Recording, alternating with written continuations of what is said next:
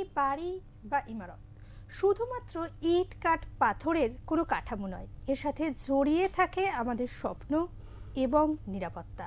তবে সময়ের সঙ্গে সঙ্গে পরিবেশের পরিবর্তন বা অযত্নের কারণে সেই কাঠামো কিন্তু দুর্বল হতে থাকতে পারে। সঠিক সময়ে সঠিক ট্রিটমেন্ট বা রক্ষণাবেক্ষণই পারে আপনার স্বপ্নের বাড়ির আয়ু আরও বাড়িয়ে দিতে।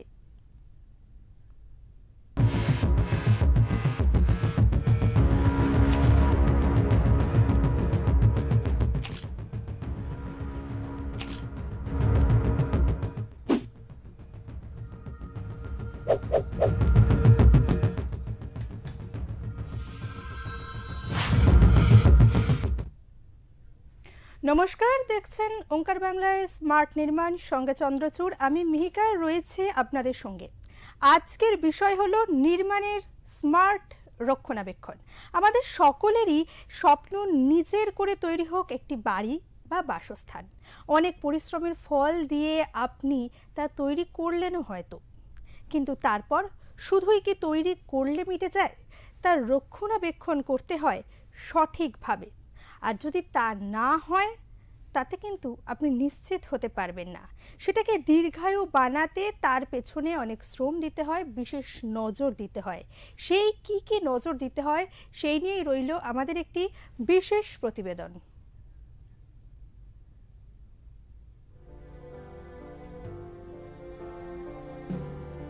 নির্মাণ মানে শুধুমাত্র নতুনের সৃষ্টি নয়, বরং গড়ে ওঠা নির্মাণে সঠিক রক্ষণাবেক্ষণ যথেষ্ট গুরুত্বপূর্ণ ভূমিকা রাখে। এই রক্ষণাবেক্ষণই নির্ধারণ করে একটি ভবনের দীর্ঘায়ু এবং নিরাপত্তা।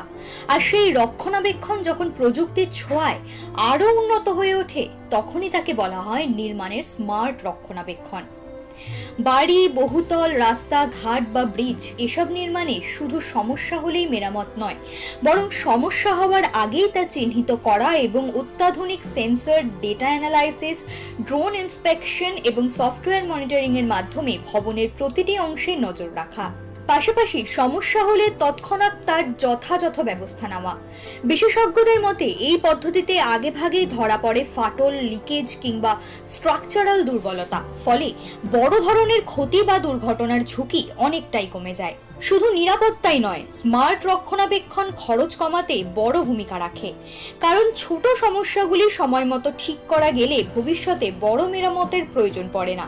সুতরাং আধুনিক নির্মাণ ব্যবস্থায় স্মার্ট রক্ষণাবেক্ষণ হয়ে উঠছে এক অপরিহার্য অংশ, যা নিশ্চিত করে আগামীর নিরাপদ এবং স্থায়িত্ব। ব্যুরো রিপোর্ট, ওঙ্কার বাংলা। প্রযুক্তি আর বিজ্ঞানের মেলবন্ধনে কিভাবে আপনার শখের আবাসনকে করে তুলবেন দীর্ঘস্থায়ী, এই নিয়েই আজকে আমরা কথা বলবো। আমাদের আজকের এপিসোড স্মার্ট রক্ষণাবেক্ষণ। আজকে এই বিষয়ে আমাদের সাথে আলোচনা করার জন্য আমাদের সঙ্গে উপস্থিত রয়েছেন দুজন বিশেষজ্ঞ। প্রথমেই স্বাগত জানাবো বিশিষ্ট ইঞ্জিনিয়ার তথা সিভিল এবং স্ট্রাকচারাল ইঞ্জিনিয়ার চন্দ্রচূড় ভট্টাচার্যকে। চন্দ্রচূড়দার কনসালটেন্সিতে অভিজ্ঞতা 36 বছরেরও বেশি, আর একই সঙ্গে কিন্তু চার্টার্ড ইঞ্জিনিয়ার এবং ইন্ডিয়ান বিল্ডিংস কংগ্রেসের লাইফ মেম্বারও তিনি। আর আজকে আমাদের সঙ্গে রয়েছেন আরও একজন অতিথি, বিশেষজ্ঞ ইঞ্জিনিয়ার শুভময় ঘোষ, যিনি পিডিলাইট ইন্ডাস্ট্রিজের রিজিওনাল টেকনিক্যাল সলিউশন ম্যানেজার এবং কন্ট্রাকশনাল কেমিক্যালস ক্ষেত্রে তার 13 বছরেরও বেশি অভিজ্ঞতা। আমাদের দুজন অতিথিকেই আমি ওঙ্কার বাংলার পর্দায় স্বাগত জানাচ্ছি।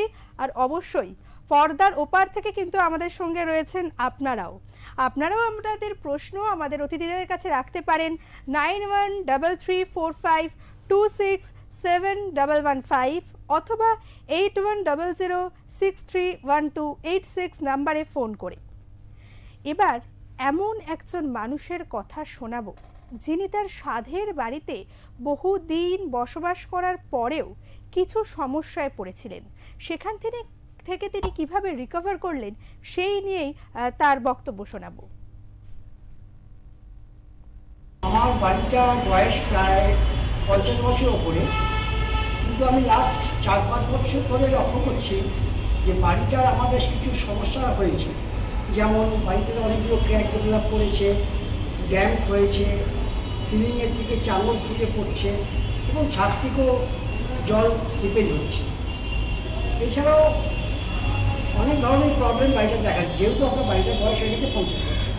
আমি খুব চিন্তিত হয়ে পড়েছিলাম, কিন্তু একজনের মাধ্যমে রিপেয়ার কনসালটেন্ট মিস্টার চন্দ্রচূড়ের সাথে আমার কন্ট্যাক্ট হয় এবং ওনাকে আমি আমার সমস্যার কথাগুলো বলি। উনি তখন এই সমস্যা শুনে আমাকে রিপেয়ারের বেশ কিছু কেমিক্যাল রেকমেন্ড করেন, যে এই ধরনের কেমিক্যাল লাগালে দিয়ে কাজ করলে আপনার সমস্যাগুলো মিটে যাবে। ডাক্তার ফিজিক্সের সাথে যোগাযোগ করে যেটা আমি আরও জানতে পারলাম, এই ধরনের প্রোডাক্টগুলো ব্যবহার করার পর আমার বিল্ডিংয়ের লাইফ মোটামুটি 15-20 বছর আরও বেড়ে যাবে। আমরা আলোচনায় যাব, তবে তার আগে আমাদের সঙ্গে কিন্তু ইতিমধ্যেই উপস্থিত হয়েছেন আমাদের একজন দর্শক। আগে তার সাথে কথা বলে নেব। নমস্কার, ওঙ্কার বাংলা আপনাকে স্বাগত। আপনার নাম? বিক্রমজিৎ নস্কর। আপনি কোথা থেকে বলছেন? আমি দক্ষিণ বারাসাত থেকে বলছি। বেশ, আপনার প্রশ্ন? যে আমাদের যে পরিবার যে বাড়িগুলো, ওই এটা কি রিপেয়ারিং এর সময় যে কেমিক্যাল গুলো ব্যবহার করা হয় সেগুলো কি খুবই কিছু জরুরি? বেশ, ধন্যবাদ। আপনি আমাদের সঙ্গে থাকুন, অবশ্যই আমাদের অতিথিরা আপনার প্রশ্নের উত্তর দেবেন। আচ্ছা, বেশ, আলোচনার আগে যখন দর্শক আমাদের সাথে উপস্থিত হয়েই গেছেন, তাহলে তার প্রশ্ন দিয়েই শুরু করা যাক। আমাদের সঙ্গে ছিলেন বিক্রমজিৎ নস্কর দক্ষিণ বারাসাত থেকে। তার প্রশ্ন ছিল যে যখন বাড়ি তৈরি করা হচ্ছে, যে ধরনের কেমিক্যালগুলো ইউজ করা হচ্ছে সেগুলো কতটা এফেক্টিভ, বা সেগুলোর কী কী ধরনের রক্ষণাবেক্ষণ দরকার? যেমন দেখুন, এটা খুব গুরুত্বপূর্ণ প্রশ্ন, কারণ আজকের দিনে এই কনস্ট্রাকশন কেমিক্যালের পরিধিটা এত বাড়ছে, তো যেটা আজ থেকে হয়তো 5 থেকে 10 বছর আগে ছিল না।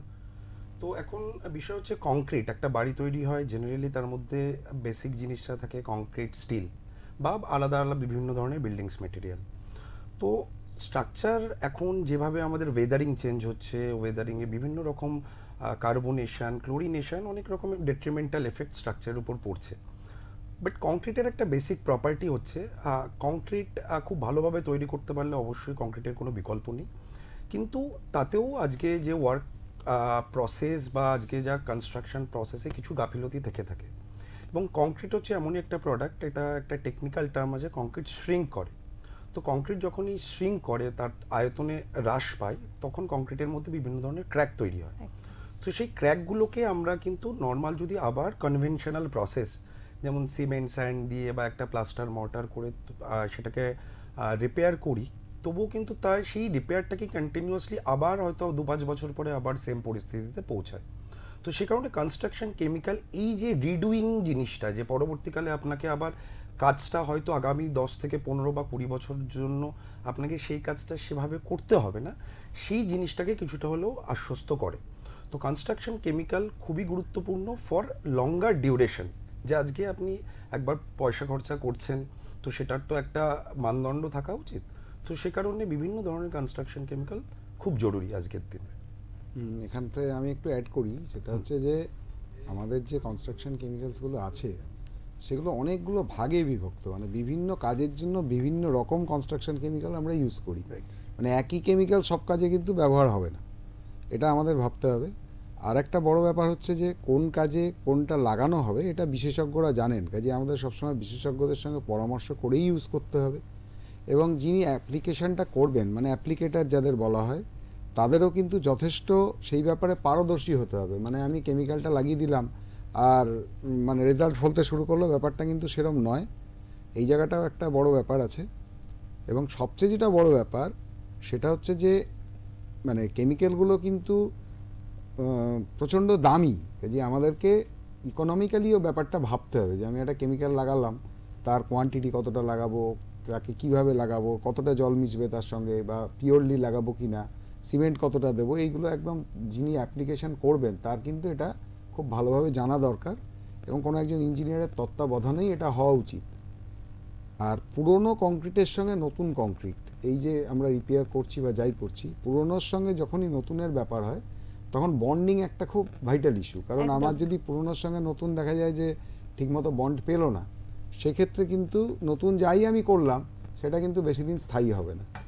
কাজেই সেটাও আমাদেরকে একটা ভাবতে হবে। একদমই। আচ্ছা, ইতিমধ্যে কিন্তু আমাদের সঙ্গে আমাদের আরও একজন দর্শক উপস্থিত হয়ে গেছেন। নমস্কার, ওঙ্কার বাংলায় আপনাকে স্বাগত। আপনার নাম? নমস্কার, আমি অমর বলছি গুয়াহাটি থেকে। বেশ, আপনার প্রশ্ন?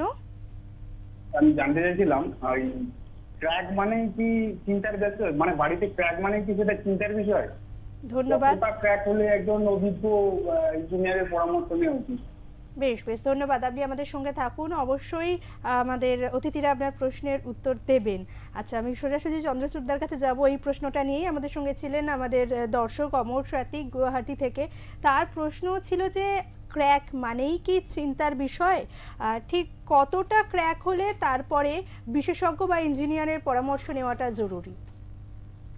না, সব ক্র্যাক মানেই চিন্তার বিষয় নয়, যেটা অলরেডি সময় বলছিল যে শ্রিঙ্কেজ, কংক্রিটের একটা শ্রিঙ্কেজের ব্যাপার আছে। শুধু কংক্রিটের না, সিমেন্ট দিয়ে যেটাই তৈরি করা হয়, সিমেন্টের সঙ্গে জল মেশানোর পরে, যেমন প্লাস্টার, আমরা প্লাস্টারেও ক্র্যাক দেখতে পাই। এবার যদি আমাদের যেটা মেন স্ট্রাকচার সেইটা না হয়, যদি তার বহিরঙ্গ যেটা, যেমন আমি একটা জামা পরে আছি বা একটা কোট পরে আছি, এই কোটটা যদি ছিঁড়ে যায় তার মানে এই না যে আমার গাটা কেটে গেল। কাজে আমাদের এই ওপরের যে মানে আস্তরণগুলো, যেগুলো আমার মেন স্ট্রাকচারটাকে সেভ করার জন্য করা হয়েছে, তাতে ছোটোখাটো ক্র্যাক বা হেয়ার ক্র্যাক যদি হয় সেটা হয়তো খুব চিন্তার ব্যাপার নয়। কিন্তু এখানে একটা বড় প্রশ্ন হচ্ছে যে এই চিন্তার ব্যাপার নয় কি চিন্তার ব্যাপার, সেইটা বুঝতে গেলেও কিন্তু একজন বিশেষজ্ঞের পরামর্শটা আমাকে নিতে হবে।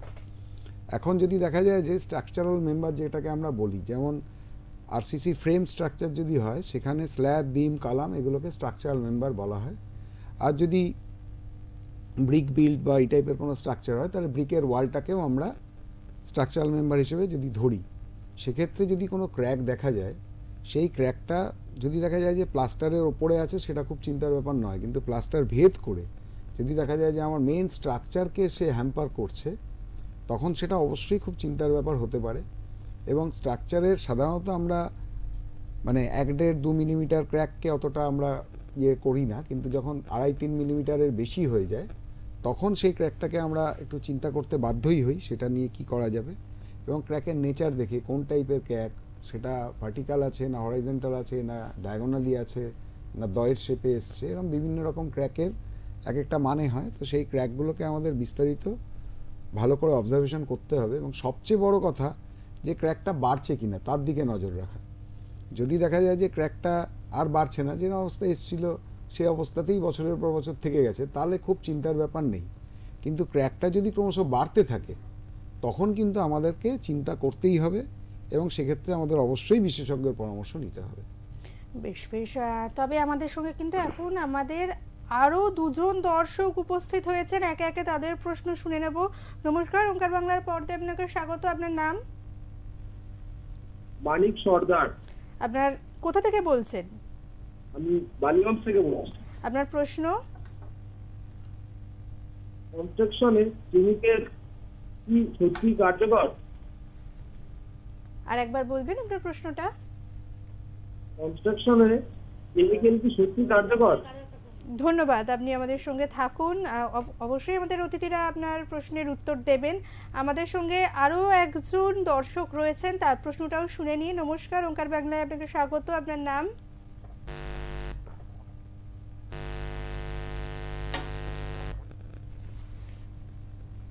আপনার নাম? দুঃখিত, আমাদের যোগাযোগ বিচ্ছিন্ন হয়েছে। আমরা আবার আলোচনায় ফিরে যাচ্ছি। আমাদের সঙ্গে এখনই ছিলেন আমাদের একজন দর্শক মানিক সর্দার বালিগঞ্জ থেকে। তিনি প্রশ্ন রেখেছিলেন যে কনস্ট্রাকশনে কেমিক্যাল কি আদৌ প্রয়োজনীয় বা কতটা কার্যকর? সঠিক। তো দেখুন, আপনার প্রশ্নটা মানে আমি খুব সংক্ষেপে উত্তর দিচ্ছি। বিষয়টা হচ্ছে যে আজ থেকে হয়তো 50 বছর আগে বা 100 বছর আগে তো কনস্ট্রাকশন কেমিক্যাল ছিল না। তার মানে কি আজকে কি বাড়ি কি ভেঙে গেছে? মানে দেখবেন যে আজকে কলকাতা যত পুরনো বা যেগুলো আমাদের হেরিটেজ বিল্ডিং আছে, হয়তো সেগুলোর একটুখানি খারাপ হয়েছে, মানে অনেকটা তাদের পরিস্থিতি খারাপ হয়েছে, বাট এই নয় যে ভেঙে পড়েছে। কিন্তু সমস্যাটা এটাই হচ্ছে, যত দিন যাচ্ছে না তখনকার ওয়েদারিং কন্ডিশন, এনভায়রনমেন্ট, আজকে এই যে খুব মাঝে মধ্যেই ভূমিকম্প, আজকে ধরুন এই মেট্রোর কাজ বা এই যে ভাইব্রেশন রিলেটেড জিনিসগুলো আস্তে আস্তে অনেক পরিমাণে বৃদ্ধি পাচ্ছে, প্রথম কথা। আর কনস্ট্রাকশন কেমিক্যাল শুধুমাত্র যে রিপেয়ারের ক্ষেত্রে নয়, রিপেয়ারের ছাড়াও এখন নতুন কনস্ট্রাকশন করার সময় অ্যাজ এ প্রিকশনারি মেজার হিসাবেও আমরা ইউজ করি। তো এখন বিষয়টা হচ্ছে যে আজকে কনস্ট্রাকশন কেমিক্যালটা, এই টেকনোলজিটা আজকে তখনই এসছে যে আজকে আমার সিমেন্ট কেমিস্ট্রির একটা লিমিটেশনস আছে। তো এই সিমেন্ট কেমিস্ট্রির লিমিটেশন অনেকগুলো। আমি যদি বলি যে যেমন একটু আগে আমি বললাম যে সিমেন্টের একটা বেসিক প্রপার্টি হচ্ছে সিমেন্ট তার আয়তনে হ্রাস পায়। সিমেন্টে রেগুলার ধরুন যেগুলো আপনার কোরোসিভ এনভায়রনমেন্ট, মানে আপনি যদি একটু সমুদ্র সৈকত অঞ্চলে যান সেখানে ক্লোরিন অ্যাটাক হয়। তো ক্লোরিন অ্যাটাক বা সালফেট অ্যাটাক, আপনার কন্টামিনেটেড সয়েল থেকে অনেক সালফেট আসে। তো এই জিনিসগুলো সিমেন্টকে বিভিন্নভাবে ক্ষতিগ্রস্ত করে। তো আমার এই বিভিন্ন ক্ষতিগ্রস্ত করার কারণের জন্য আমার আলাদা আলাদা টোটকা বা মেডিসিন আছে। এই নয় যে একটাই কেমিক্যাল, যেটা স্যার একটু আগেই বলছিলেন চন্দ্রচূড় বাবু, যে একটা কেমিক্যালই আমি কিন্তু 10টা রকম মানে সব কাজে আমি ব্যবহার করি না। তো আজকে ধরুন আজকে আপনার একটা উপরে আপনার ছাদ আছে, তো কোনো কারণে ছাদের মধ্যে একটা ক্র্যাক হয়েছে বা কোনো রকমভাবে সেখান থেকে আপনার উপর থেকে জল পড়ছে। তো আজকে আপনি কিন্তু ওই যে ভেতরে যে কংক্রিটটা কতটা ভয়েড আছে, শূন্যস্থান আছে, তো সেটা কিন্তু আপনি চাইলেও সিমেন্ট দিয়ে ফিল করতে পারবেন না। তো আপনাকে তখন আমাদের একটা পদ্ধতি আছে যেটাকে বলে ইনজেকশন গ্রাউটিং। যেমন মানুষের শরীরে ইনজেকশন নিডল পুশ করে ইনজেকশনের পুশ করে, সেরকমই বিভিন্ন স্ল্যাব বা যে কোনো স্ট্রাকচারাল মেম্বারে তার ভয়েড বা তার ভেতরটা যাতে শূন্যস্থানটাকে ফিল আপ করার জন্য প্রসেস। তো এই প্রসেসটাও কিন্তু কনস্ট্রাকশন কেমিক্যালের একটা পার্ট। তো এরকম বিভিন্ন ধরনের প্রসেস আছে। তো আজকের দিনে এটা খুব গুরুত্বপূর্ণ আজকের দিনে যে কেমিক্যালগুলো যথেষ্ট কার্যকর, এবং এই নয় যে এটা আজকে, এটা বিগত প্রায় 30-40 বছর ধরে যে কাজগুলো করা হয়েছে সেগুলো কিন্তু কন্টেম্পোরারি যে কোনো বিল্ডিংয়ে কাজ করা হয়নি, সেই অনুপাতে কিন্তু তার বলতে পারেন স্থায়িত্ব বা ডিউরেবিলিটি কিন্তু অনেক বেশি। তো আবার আমি বলি, সর্বোপরি সমস্ত জিনিসগুলো ডিপেন্ড করে কিভাবে আজকে আমি একটা স্ট্রাকচারকে অ্যাসেস করছি। যেমন আজকে আপনার কোনো রকম অসুস্থতা হলে আপনি ডাক্তারের কাছে যান, তো ডাক্তার বিভিন্ন টেস্ট দিয়ে আপনাকে বোঝে যে আপনার সমস্যাটা কোথায়, একদম। তারপরেই না মেডিসিন দেন। তো construction, uses of construction chemical, right selection of construction chemicals, সমস্ত কিছুটা একটা একদম প্রপার গাইডেন্সে হওয়া উচিত। যেখানে চন্দ্রচূড় বাবু এই পার্টিকুলার ফিল্ডে অনেক দিন ধরে আছেন, তো এরকম রাইট অ্যাসেসার যিনি একটা স্ট্রাকচারকে দেখে বুঝতে পারবেন যে কি দরকার, সেটা আগে সব থেকে বেশি গুরুত্বপূর্ণ। মেডিসিন তো আছেই, এবং মেডিসিনের অ্যাপ্লিকেশন বা তার কোয়ালিটি কন্ট্রোল ওটা তো আমরা পরে ব্রিফ করবই। তো হ্যাঁ, আপনি যদি একটা কথাই বলি, কনস্ট্রাকশন কেমিক্যাল কাজ করে এবং সেটাকে সঠিকভাবে কাজ করাতে পারলেই তবে কাজ করে। একদমই। আমাদের সঙ্গে আরও দুজন দর্শক আমাদের রয়েছেন, একে একে এবার তাদের সাথে কথা বলবো। নমস্কার, আপনার নাম?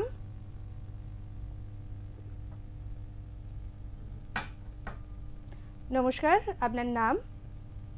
দীপ্ত সরকার, কোথা থেকে বলছেন? বালিগঞ্জ। আপনার প্রশ্ন? কেমিক্যাল ব্যবহার করার সময় কি বিশেষ ট্রেনিং দরকার? বেশ, ধন্যবাদ। আপনি আমাদের সঙ্গে থাকুন, অবশ্যই আমাদের অতিথিরা আপনার প্রশ্নের উত্তর দেবেন। আমাদের সঙ্গে আমাদের আরও একজন দর্শক রয়েছেন, তার প্রশ্নটাও শুনে নেব। নমস্কার, আপনার নাম?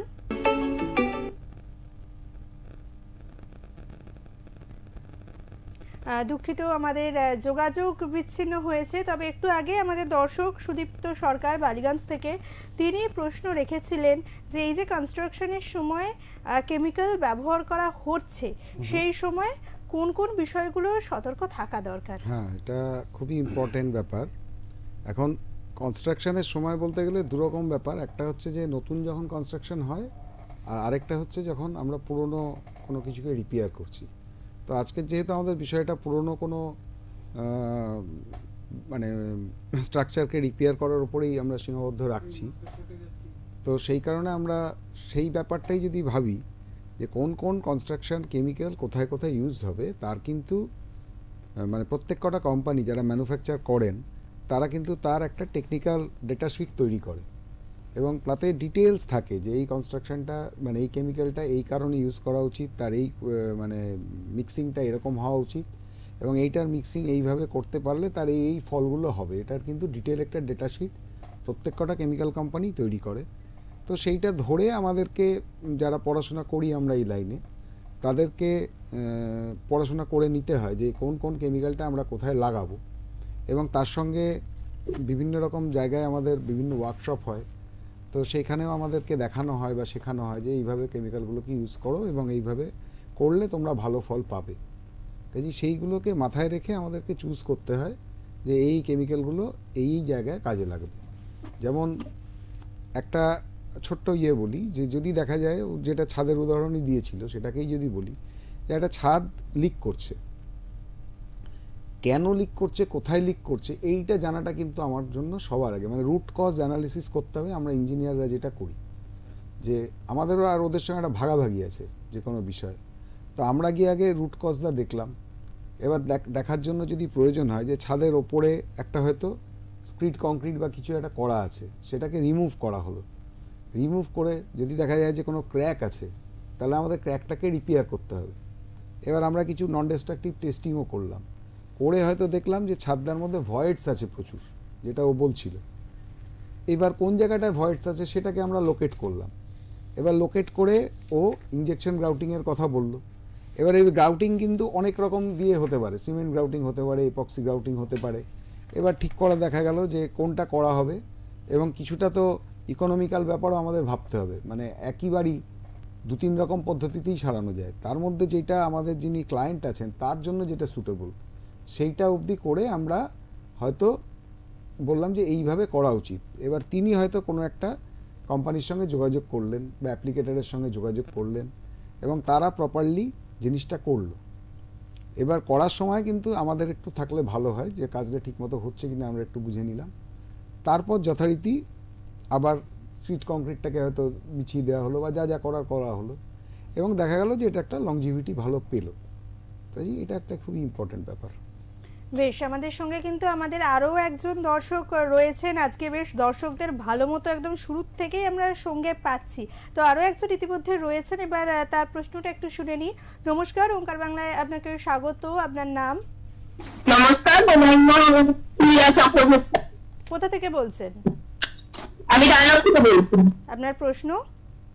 আমার প্রশ্ন, স্ট্রাকচারাল অডিট করতে কত খরচা পড়ে, ফ্ল্যাটের ফ্ল্যাটলোন হলে দায়িত্ব করি। বেশ, ধন্যবাদ। আপনি আমাদের সঙ্গে থাকুন। আমাদের সঙ্গে আরও একজন দর্শক রয়েছেন, তার প্রশ্নটাও শুনে নেব।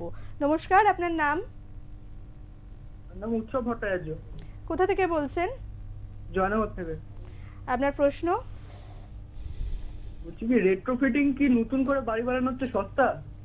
বেশ, ধন্যবাদ। আপনি আমাদের সঙ্গে থাকুন, অবশ্যই আপনার প্রশ্নের উত্তর আমাদের অতিথিরা দেবেন। আচ্ছা, এক্ষুনি আমাদের সঙ্গে ছিলেন আমাদের দুজন দর্শক। প্রথমেই ছিলেন ডানলপ থেকে প্রিয়া চক্রবর্তী। তিনি বললেন যে কনস্ট্রাকশনের ক্ষেত্রে অডিটের বিষয়টা সেটা কতটা খরচ সাপেক্ষ এবং কতটা প্রয়োজনীয়। বেসিক্যালি যখন কোনো বাড়ি খারাপ হয়, মানে আমরা যদি মানুষের সঙ্গে তুলনা করি, একজন মানুষের শরীর খারাপ হয়েছে, তো শরীর খারাপ হওয়ার পরে তিনি নিশ্চয়ই একজন চেনা জানা ডাক্তারের কাছে যাবেন, এবং ডাক্তার বিভিন্ন রকম পরীক্ষা করে তাকে যদি মানে ডায়াগনোসিস করার যে ব্যাপারটা থাকে, ডায়াগনোসিস করার পরে তাকে ওষুধ খেতে দেবেন, সেই ওষুধ খেয়ে উনি সারবেন। এটাই হচ্ছে সাধারণ নিয়ম। বাড়ির ক্ষেত্রে আমরা কিন্তু একই জিনিস ফলো করি। বাড়ির ডাক্তার হিসেবে যদি আমরা নিজেদেরকে বলতে যাই যে আমরা ডাক্তারি করছি, সেক্ষেত্রে আমাদেরও কিছু টেস্ট করতে হয়, নন ডিস্ট্রাকটিভ টেস্টিং থাকে। তার মধ্যে এখন অনেকেই পরিচিত হয়ে গেছেন, হ্যামার টেস্টিং হয়, ইউপিভি টেস্টিং হয়, কোর কাটিং হয়, কার্বনেশন টেস্ট হয়, তারপরে আমরা অনেক সময় কতটা করোশন হয়েছে সেটা দেখার জন্য টেস্ট করি, হাফশেল পোটেনশিয়াল।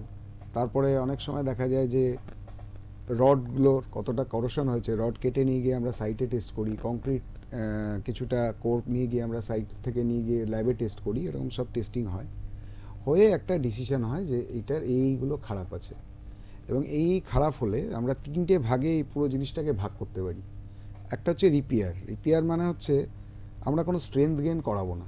ধরা যাক একটা বাড়ি আজকে তৈরি হচ্ছে, 100% স্ট্রেংথ আছে, আজ থেকে 20 বছর পরে বা 25 বছর পরে স্ট্রেংথ কিছুটা লস হয়েছে, গিয়ে 80-তে দাঁড়িয়েছে, কিন্তু বাড়িটা আমরা রিপেয়ার করলাম, তাতে 80ই থেকে গেল, সেটার আর স্ট্রেংথটাকে আমি গেইন করাতে পারলাম না। এইবার যাতে আর ডিটোরিয়েশন না ঘটে সেই জন্য রিপেয়ারটা করা হয়, মূলত পেন্টিংয়ের সঙ্গে ছোটোখাটো ক্র্যাক রিপেয়ার, পাইপ লাইন ফাটল ধরেছে সেগুলোকে রিপেয়ার করলাম, আরও ছোটোখাটো যে ব্যাপারগুলো হচ্ছে যেগুলো স্ট্রেংথটাকে আমি গেন করাচ্ছি না। এখন আমার প্রয়োজন 80 থেকে 100 নিয়ে যাওয়া, যেটাকে রিহ্যাবিলিটেশন বলা হয়। তা আমি সেখানে স্ট্রেংথ গেন করাচ্ছি।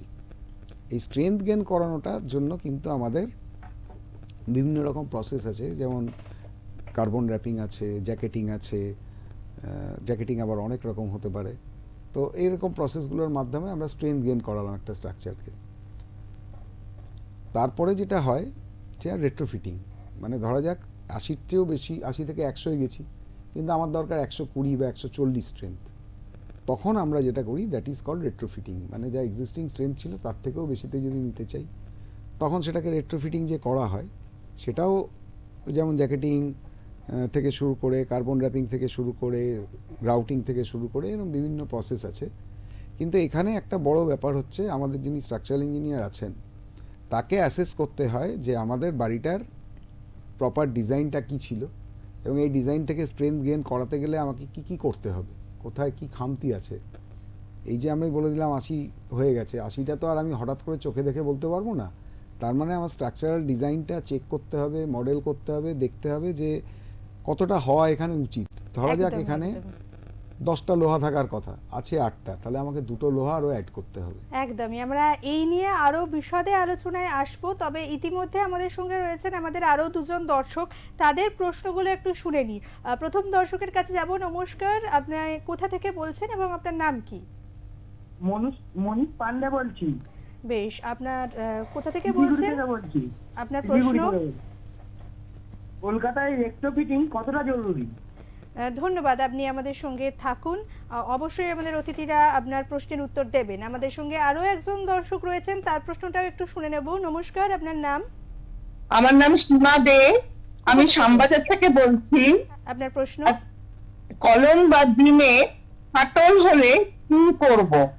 বেশ, ধন্যবাদ, আপনি আমাদের সঙ্গে থাকুন। অতি অবশ্যই আমাদের অতিথিরা আপনার প্রশ্নের উত্তর দেবেন। দর্শকদের প্রশ্নের উত্তর নিয়েও আসছি এবং আরও বিশদে আলোচনা নিয়েও আসছি। তবে তার আগে নিয়ে নেব একটি ছোট্ট বিরতি। ফিরছি বিরতির পর।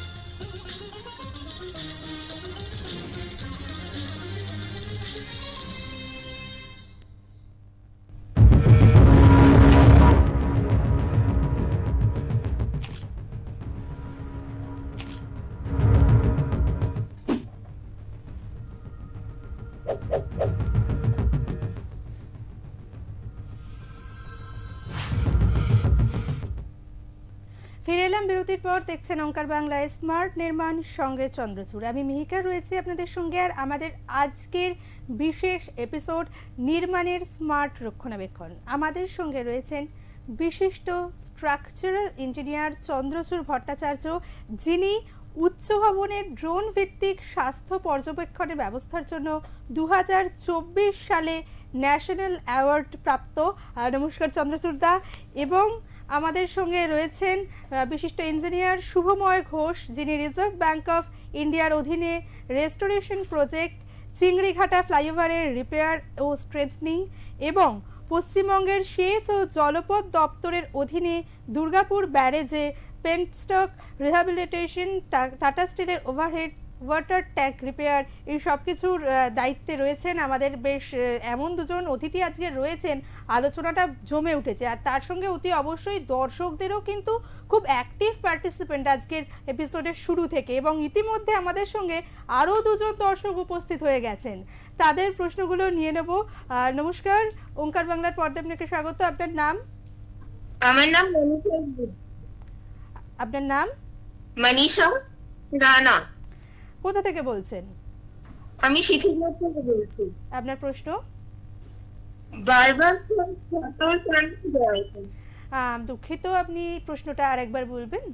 বারবার ফাটল কেন ফিরে আসে?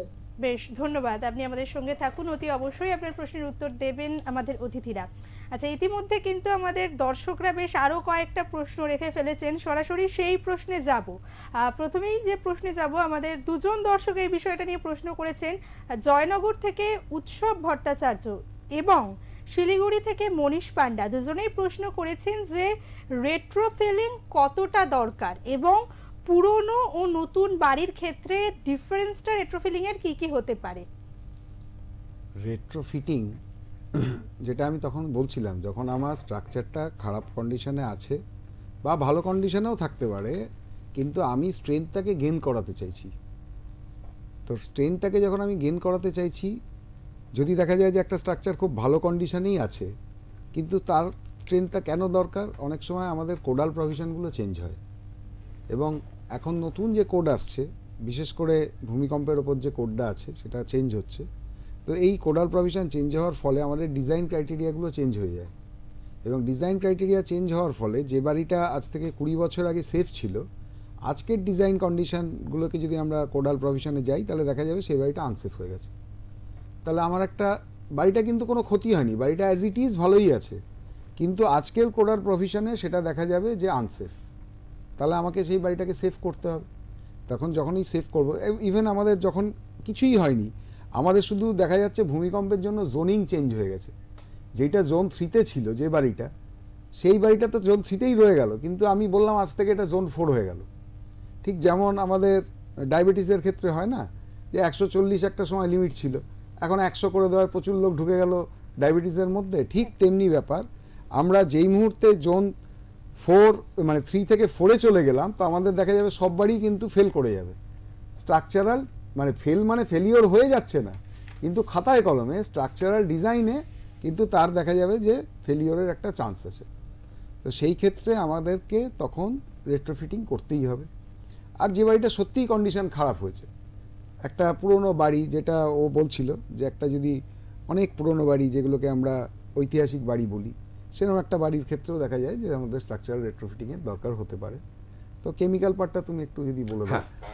বেশ, আমরা এই আলোচনায় আসবো, তবে তার মাঝখানে একটু আমাদের একজন দর্শক উপস্থিত হয়েছেন আমাদের সঙ্গে, তার প্রশ্নটা শুনে নেব। নমস্কার, আপনার নাম? সুজয় সরকার, কোথা থেকে বলছেন? মথুরাপুর থেকে বলছি। আপনার প্রশ্ন? লিকেজ বন্ধ করতে কোন কেমিক্যাল সবচেয়ে ভালো? ধন্যবাদ, আপনি আমাদের সঙ্গে থাকুন, অতি অবশ্যই আমাদের অতিথিরা আপনার প্রশ্নের উত্তর দেবেন। আচ্ছা, আমরা যেখানে ছিলাম শুভময়দা, সেখানে আবার একটু ফিরে আসবো। হ্যাঁ, তো প্রথম অনেকগুলো প্রশ্ন একসাথে হয়েছে, আমি একটা ওভারঅল একটা আনসার দিলে আমার মনে হয় সবার কাছে এই জিনিসটা ক্লিয়ার হবে। একজন প্রশ্ন করেছিলেন যে নতুন বা পুরনো নতুন কনস্ট্রাকশনে বিং বা কলামে ক্র্যাক হলে কি করব। আবার বলি যে ক্র্যাকটা এরকম কোনো নয় যে আমার একটু জ্বর হলো, আমি একটা প্যারাসিটামল খেয়ে নিলাম, আমি কিছুক্ষণের জন্য ঠিক আছে। তো একটা ক্র্যাককে অন্যরকমভাবে দেখা যায়।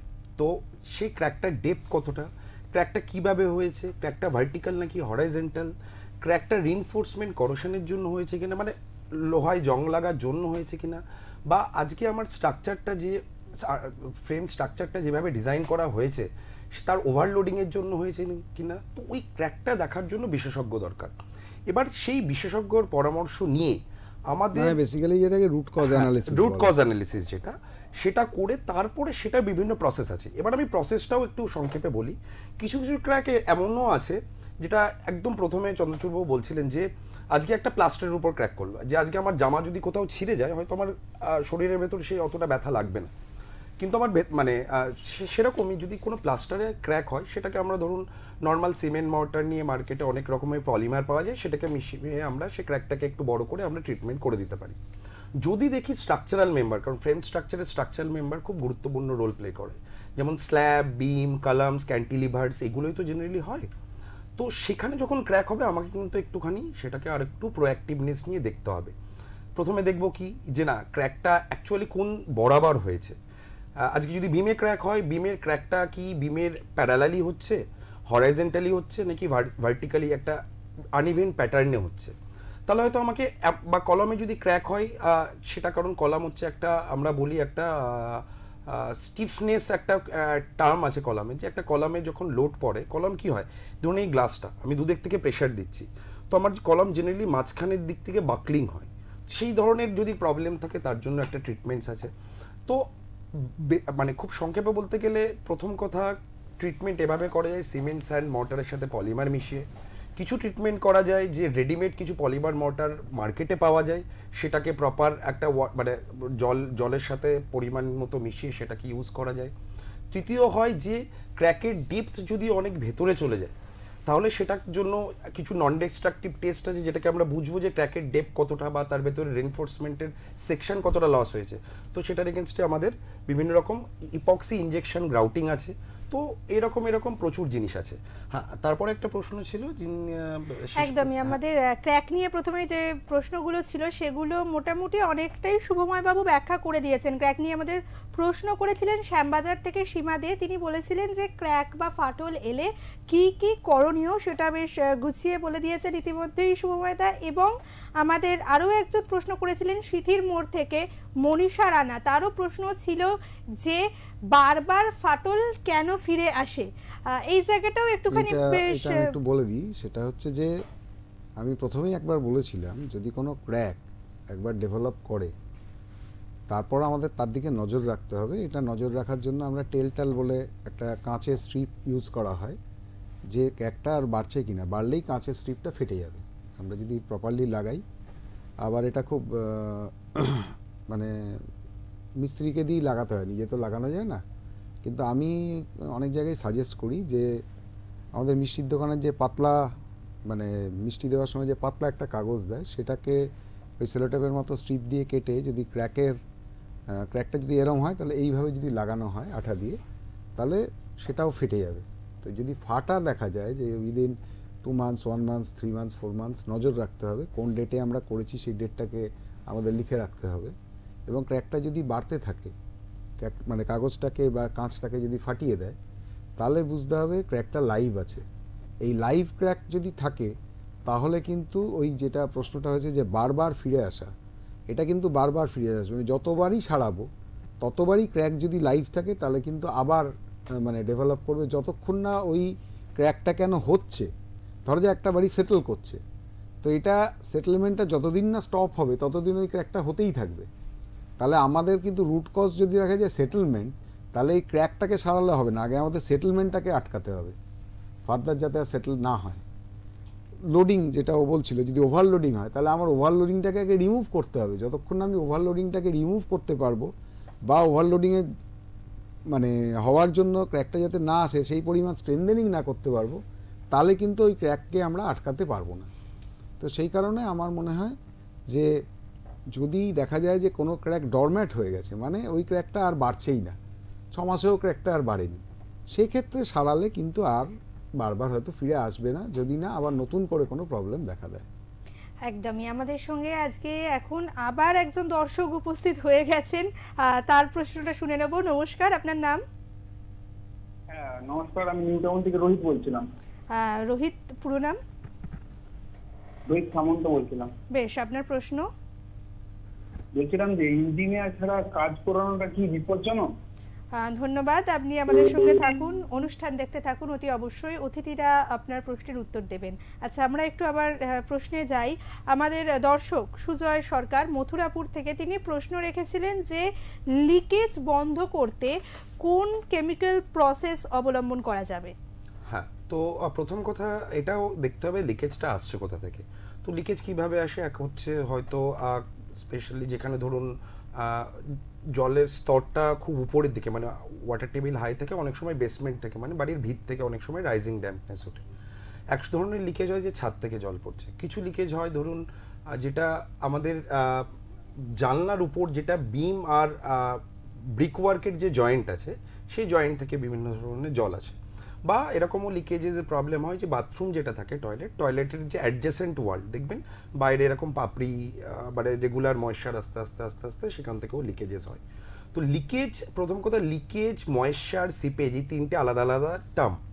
বাট আপনি যেহেতু লিকেজ প্রশ্ন করছেন, তো আমি যদি ধরে নিই যে যেটা অ্যাক্টিভ ওয়াটার প্রেশার, যে ধরুন আমার ছাদ থেকে জল ড্রপ করছে, তো সেক্ষেত্রে আমার কিন্তু কিছু আমার করণীয় প্রসেস আছে। যেমন সেটাকে আমাকে আগে দেখতে হবে স্যার যেটা বললেন যে ক্র্যাকটা লাইভ না ডরম্যাট। তো লাইভ ক্র্যাক হলে সে তার একরকম ট্রিটমেন্ট, স্ট্যাটিক ক্র্যাক হলে একরকম ট্রিটমেন্ট, সেটাকে আমি কিভাবে ইনজেকশন প্রসেসে কিভাবে না, সেটাকে এখানে ভর্তি একটা করব। আমি ছোট অ্যাড করতে চাই, সেটা হচ্ছে যে লিকেজ যেটা ও বলছে সেটা কি পাইপলাইনের লিকেজ বলছে?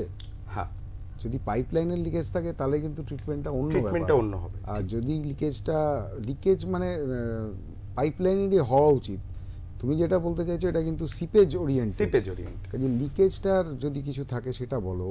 হ্যাঁ, যদি আপনার প্লাম্বিং লাইন থেকে যদি কোনো রকম প্রবলেম হয়, মানে জেনারেলি প্লাম্বিং বা বেসিন, কিচেন এই মানে এরিয়া থেকে কোনো প্রবলেম হয়, সেটার জন্য আপনাকে একটা কনসার্ন যে প্লাম্বার তার সাথে কথা বলে, তাদের বিভিন্ন রকম প্রসেস আছে।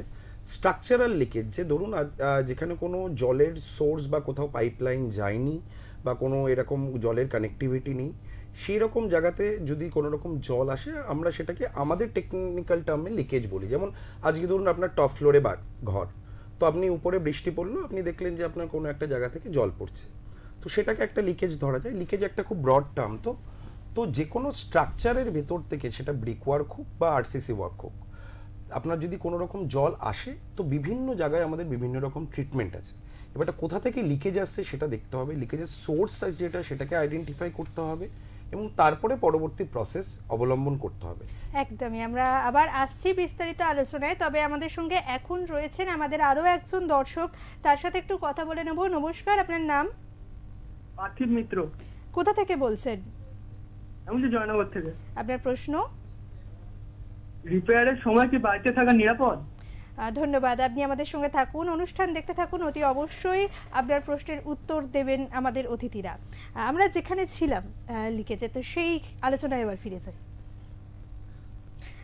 যে লিকেজের ক্ষেত্রে বা আরসিসি যে বিষয়টা এক্ষুনি বললেন, সেক্ষেত্রে কি কি বিষয়ে সাবধানতা অবলম্বন করা দরকার, এবং লিকেজ দেখা দিলে সেটার জন্য কি কি প্রসেসে পুরোপুরি যাব? বেসিক্যালি যদি লিকেজের ব্যাপারটা খুব ইম্পর্ট্যান্ট হয়, যেটা আমি সিপেজ বলতে চাইছি, ও হয়তো লিকেজ বলছেন, তো যাই হোক, যদি দেখা যায় যে সিপেজ মানে বিশেষ করে ও প্রথমেই যেটা বলেছে, আমাদের মানে ফাউন্ডেশনের নিচে যদি কোনো বেসমেন্ট থাকে, সেখানে এটা খুব কমন মানে প্রবলেম, জল বাইরে থেকে ভেতরে চলে আসে। আরেকটা প্রবলেম যেটা বলছে, ছাদের ওপর থেকে বৃষ্টি হলে বা অনেক সময় অন্য কারণেও দেখা গেল যে ওভারফ্লো করে ট্যাঙ্কের থেকে, তার থেকে আবার লিকেজ হয়। তো এইসবগুলো বিভিন্ন কারণ আছে। সাইড ওয়াল থেকেও আমাদের অনেক সময় দেখা যায়, গ্রাউন্ড থেকে আবার অনেক সময় যেটা ওঠে, আমাদের মেঝেও অনেক সময় ভিজে যায়। এখন বিভিন্ন কারণ বিভিন্নভাবে আমাদের ধরতে হবে, প্রপারলি জাজ করতে হবে, এবং যেটা প্রথম থেকেই বলা হচ্ছে বিভিন্ন রকম কেমিক্যালস আছে, কোনটা কোন জায়গায়। যেমন কংক্রিটে যদি দেখা যায় যে লিকেজ হচ্ছে, বা মানে কংক্রিটের কোনো একটা জায়গায় ক্র্যাক করেছে, সেই ক্র্যাকটাকে আমাদেরকে আগে আটকাতে হবে, তারপরেই আমরা এটাকে করতে পারবো। তো এটা নিয়ে তো মোটামুটিভাবে একটা আমাদের জায়গায় পৌঁছাতে হবে, যে কারণটা, রুট কজটা বারবারই অ্যানালিসিস করতে হবে, এবং হওয়ার পরেই আমরা প্রপার সলিউশনটায় যেতে পারবো। তো আরেকটা খুব গুরুত্বপূর্ণ প্রশ্ন একজন করেছেন আমার মনে হয়, যে রিপেয়ার চলাকালীন কতটা নিরাপদ বাড়িতে থাকা। একদমই, প্রশ্নটা রেখেছিলেন আমাদের দর্শক পার্থিব মিত্র জয়নগর থেকে। হ্যাঁ, তো আমি খুব সংক্ষেপেই বলি। তো রিপেয়ার চলাকালীন যে বিভিন্ন টাইপের রিপেয়ার আছে, আজকে প্রথমে রিপেয়ারটা আপনি কোথায় করছেন, যে রিপেয়ারটা আপনি বিম মানে স্ট্রাকচারাল মেম্বারে যদি করেন, কি ধরনের রিপেয়ার করছেন। আজকে ধরুন আপনি দেখলেন যে আপনার বিম যেটা আছে, যে বিমটার অনেকটা জায়গায় ওই চাঙড় খসে পড়ে গেছে, বা স্ল্যাবের চাঙড় খসে পড়ে গেছে, তো কতটা জায়গায় কতটা সেকশন এরিয়া এই প্রবলেমটা হয়েছে, আমরা তার আগে বিশেষজ্ঞ যারা আছেন, চন্দ্রচূড়বাবু, ওনারা আগে পুরো স্ট্রাকচারটার মানে আমাদের একটা টার্ম আছে যে কি মোমেন্ট অ্যাকোমোডেশনস ফ্যাক্টর, সেগুলোকে ওনারা ডিজাইন করেন। তো ওনারা আগে থেকেই বলে দেন যে এই প্রবলেমটা হলে আপনাকে ভ্যাকেট করতে হবে, তারপরেই আমরা কাজ করব। কিন্তু অধিকাংশ ক্ষেত্রে আমরা দেখি, কারণ সবার ক্ষেত্রে তো দ্বিতীয় বাসস্থান খুব কম লোকজনেরই আছে, তো সেক্ষেত্রে আমরা চেষ্টা করি পুরো জিনিসটা মাথায় রেখে প্রপার প্রিকশন নিয়ে। ধরুন আজকে আপনার যদি কোনো রকম বিমের রিপেয়ার হলো, তাহলে আমরা চেষ্টা করি আমরা একটা টেম্পোরারি একটা স্টেজিং করে একটা সাপোর্ট দিয়ে তারপরে আমার যা যা রিপেয়ার করার সেটা করলাম। বা আজকে যদি কলাম যদি আমি রিপেয়ার করলাম, আমরা আলাদা করে একটা অ্যাডিশনাল একটা কলম দিয়ে আমরা সেটাকে টেম্পোরারি সেটাকে ট্রিটমেন্ট করার পরে তারপরে আমরা আসল কথাটা হচ্ছে, যদি দেখা যায় যে রিপেয়ারটা মানুষকে রেখে করা সম্ভব, তাহলেই একমাত্র আমরা সেইটা চিন্তা ভাবনা করব, যদি লাইফ রিস্ক না থাকে। Right. কিন্তু যদি রিপেয়ার করতে গিয়ে দেখা যায় যে রিস্ক আছে, সেক্ষেত্রে আমরা কখনোই এটাকে অ্যালাউ করতে পারবো না যে তাকে রেখে দিয়ে আমরা সারাবো। এটা আমাদের সবচেয়ে বড় ব্যাপার। লাইফ রিস্কটা আমাদের দেখে নিতে হবে যে একদম কোনো রকম মানে 1%ও রিস্ক আছে কি না করতে গেলে, কারণ ফেলিওরের একটা চান্স যে কোনো সময়ই হতে পারে। একটা পুরনো বাড়ি খুব ভাঙাচোরা অবস্থায় আছে, সেই বাড়িটা রিপেয়ার করতে গেলে যে কোনো সময় ফেলিওরের একটা চান্স আসতে পারে। সেই জায়গাটা আমাদের জিরো টলারেন্স নিয়ে চলতে হবে। একদমই, সাবধানতা সবার আগে। আচ্ছা, এই বিষয়ে আমরা আবার আসবো, তবে আমাদের সঙ্গে এখন আরো দুজন দর্শক আমাদের রয়েছেন, তাদের প্রশ্ন শুনে নেব। নমস্কার, আপনার নাম? সুমন সর্দার, কোথা থেকে বলছেন? আমি লক্ষ্মীকান্তপুর থেকে বলছি। আপনার প্রশ্ন? বাড়ি নিরাপদ রাখতে সবচেয়ে জরুরি কি? ধন্যবাদ, আপনি আমাদের সঙ্গে থাকুন, অতি অবশ্যই আপনার প্রশ্নের উত্তর দেবেন আমাদের অতিথিরা। আমাদের সঙ্গে আরো একজন দর্শক এই মুহূর্তে রয়েছেন, আপনার নাম? আপনার নাম?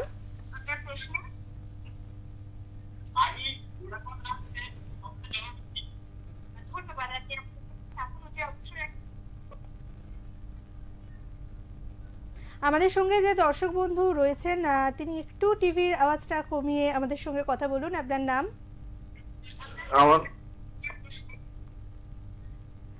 শোনা যাচ্ছে, বলুন আপনার নাম। হ্যাঁ, আমার নাম সুনয়ন বসু। আপনার প্রশ্ন? আমার প্রশ্ন হচ্ছে ওয়াটারপ্রুফিং কেমিক্যাল কতটা কার্যকর, আর কেমিক্যাল সঠিকভাবে ব্যবহার না করলে কি সমস্যা হতে পারে? ধন্যবাদ, আপনি আমাদের সঙ্গে থাকুন, অতি অবশ্যই আমাদের অতিথিরা আপনার প্রশ্নের উত্তর দেবেন।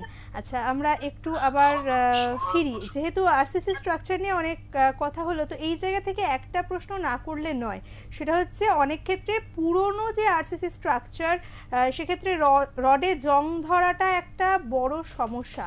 এটা ঠিক করতে এবং ভবিষ্যতে প্রতিরোধ করতে ঠিক কোন ধরনের কেমিক্যাল সবচেয়ে কার্যকর? হ্যাঁ, তো বলি যে রডে জং বা আমরা যেটাকে রাস্ট বলি, তো রাস্ট হলে কিছু কেমিক্যাল আছে কনস্ট্রাকশন কেমিক্যাল, লাইক যেটাকে আমরা রাস্ট রিমুভার বা রাস্ট কনভার্টার, দু টাইপের কেমিক্যালস আছে। তো রাস্ট রিমুভার কি করে, ওটা একটা ডিজলভ করে যে উপরে যে রাস্টের লেয়ারটাকে পুরো হাটিয়ে দিয়ে একদম নতুন যে রিনফোর্সমেন্টের সেই যে এরিয়াটা থাকে সেটাকে এক্সপোজ করে দেয়। অনেক সময় কি হয় যে কিছু কিছু জায়গায় ধরুন রিনফোর্সমেন্ট এতটাই ওয়াইড স্প্রেড থাকে, মাঝখান থেকে ধরুন বিভিন্ন ডেপথ অফ মানে রিনফোর্সমেন্টের করোশনটা অনেক সিভিয়ার থাকে, তো সেক্ষেত্রে বিভিন্ন রকম রাস্ট কনভার্টার পাওয়া যায়, যেটা একটা বলতে পারেন প্রাইমার, একটা প্রলেপ টাইপের হয়, যেটা ওর সাথে একটা রিয়াকশন করে একটা স্টেবল লেয়ার তৈরি করে দেয়। বাট এই রিমুভার বা কনভার্টার করার পরেও আমাকে এটা দেখতে হবে যে আমার যে অবশিষ্ট রিনফোর্সমেন্টটা আছে সেটা যাতে ফার্দার কোরোশনস না হয়, সেটা যাতে পরবর্তীকালে আবার যাতে রাস্ট না হয়, তার জন্য আমাদের একটা প্রাইমার আছে, যেটাকে জিঙ্ক বেস প্রাইমার বলে, জিঙ্ক বেস ইপক্সি প্রাইমার।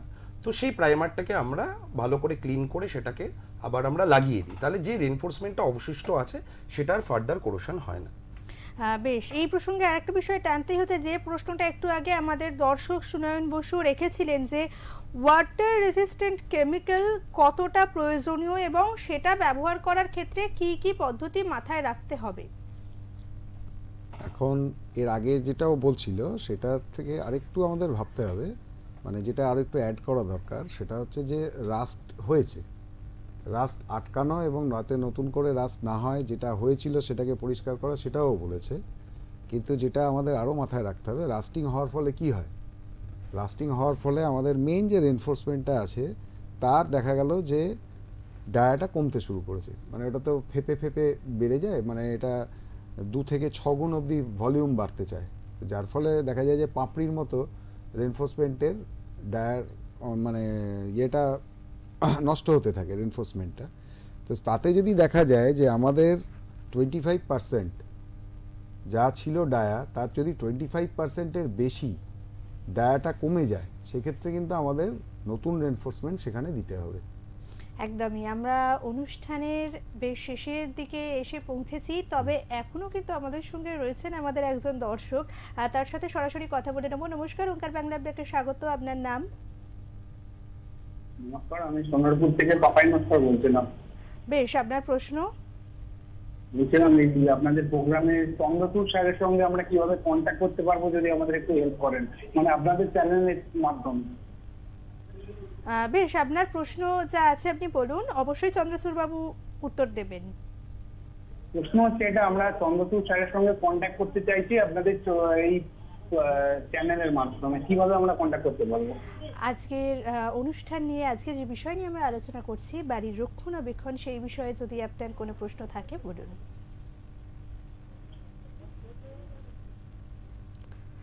ধন্যবাদ। আমাদের আরেকজন সম্ভবত সুনয়ন বসু যোগাযোগ, যেটা বলেছিলেন ওটা ও বলতেই পারে।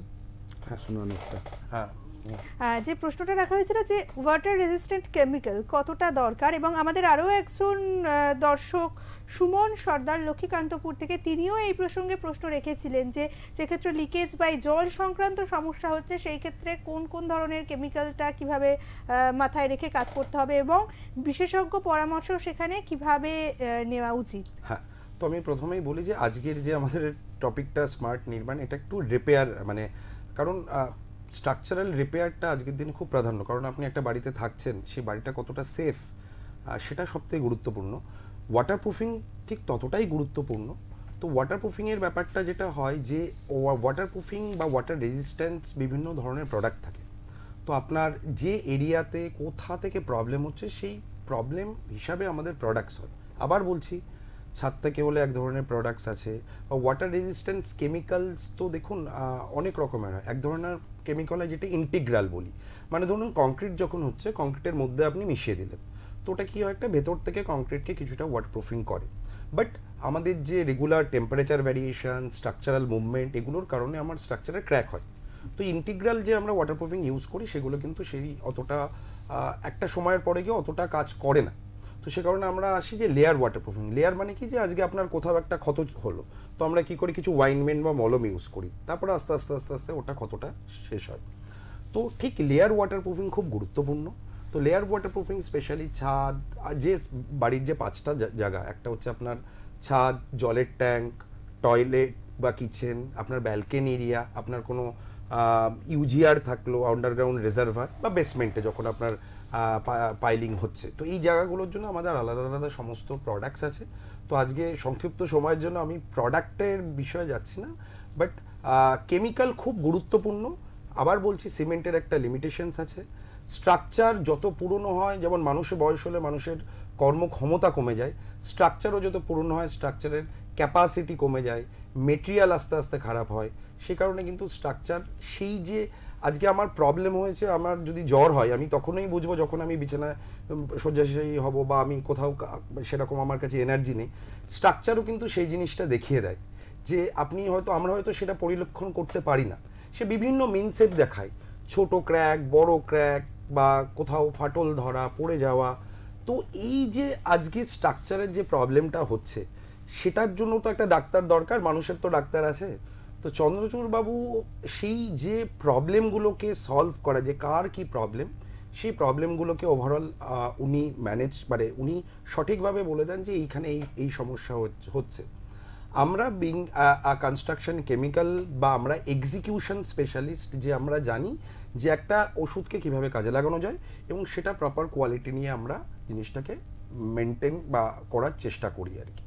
একদমই ঠিক। যেভাবে একজন মানুষের পরিচর্যা দরকার, তার সুস্থ থাকার জন্য বেশ কিছু জিনিস মেনটেন করা দরকার, বেশ কিছু রুটিন মেনটেন করা দরকার, সেরকম কিন্তু আপনার আমার, আমাদের সবার যে স্বপ্নের বাড়ি, যে স্বপ্নের স্ট্রাকচার, তাকেও সুস্থ রাখার জন্য সময়ে সময়ে তার রক্ষণাবেক্ষণ দরকার, তার চিকিৎসা দরকার, এবং সেই চিকিৎসার জন্য অবশ্যই অভিজ্ঞ চিকিৎসকদের, মানে যারা বিল্ডিংয়ের অভিজ্ঞ চিকিৎসক, সেই সমস্ত ইঞ্জিনিয়ারদের সহায়তা দরকার।